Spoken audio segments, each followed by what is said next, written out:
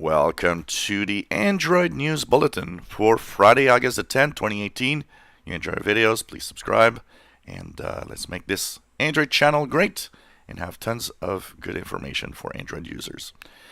Well, in our news today, we have a new YouTube kind of recommendation for devices. It actually has a device list that is showing that these are the best devices for YouTube videos. And this has to do with the fact that it has a new VP9 standard that is implemented in Android devices. But basically, it's not on the iPhone. So, of course, none of the iPhones are on the list of YouTube devices, which is not that much of a problem. And all it does is prevent showing 4K content from YouTube. But, Google probably just wanting to secure its own Android devices.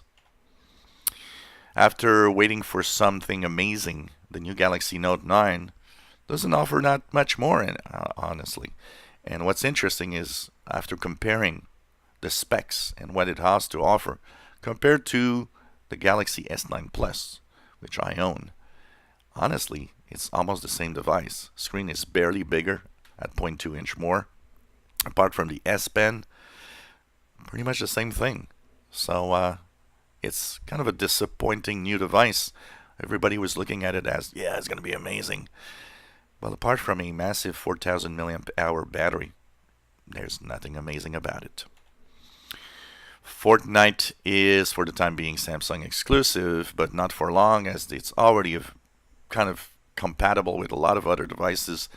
It's running, of course, from S7 and up. I did check on my S7 and my S9 Plus.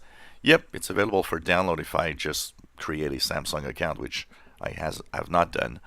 But I would be able to have Fortnite on my device. But you know what? All of you Android users out there that want to have Fortnite, in the next few days you'll all be able to download it. It's not even that much of an exclusive, honestly. EMU Paradise decision to remove ROMs from its website has an unfortunate effect. A lot of Android users are actually using emulators, as the Google Play Store has tons of emulators for different old devices, including Nintendo. And basically what's happening is the ROM removal is creating a little more difficulty in finding the games that you want, which is a little sad. Google Chrome OS 68 is now rolling out, and it includes many visual changes, including material design. So if you have a Chromebook, why not update your system? New PIN sign-in, camera improvements, and much more, including security updates. So if you have a Chromebook, why not update to the latest version of the Chrome OS operating system? And it always kind of makes us think, will one day Chrome OS be the operating system for phones also? That's a good question. After it was revealed that the meltdown flaw is affecting the Galaxy S7 phones, security research is going on because it thinks that maybe we've missed the boat and many Android phones are also affected by this potential problem. It seems that it might actually have a lot of people at risk.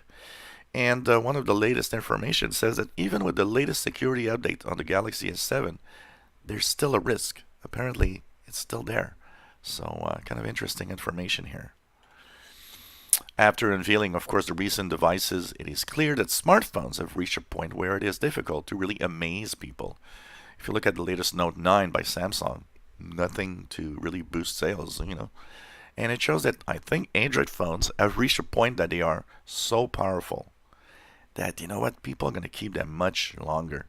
Like I always say, my Galaxy S7 phone, if it was not because I wanted a bigger screen, I would still be using it. It's still a very powerful phone.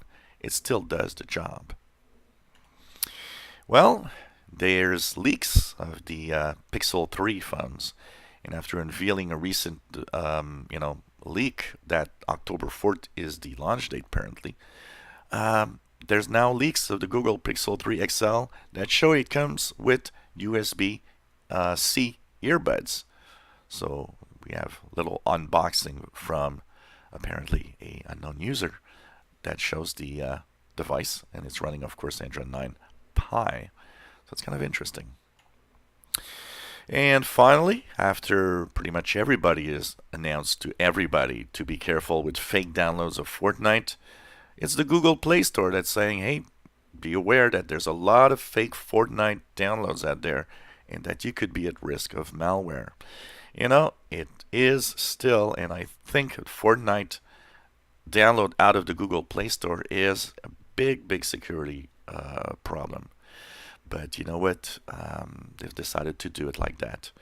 And I think it's also one of the responses to the fact that Fortnite thinks that maybe Google is controlling way too much of the market. But then again, let's look at Apple and their App Store. Pretty much the same.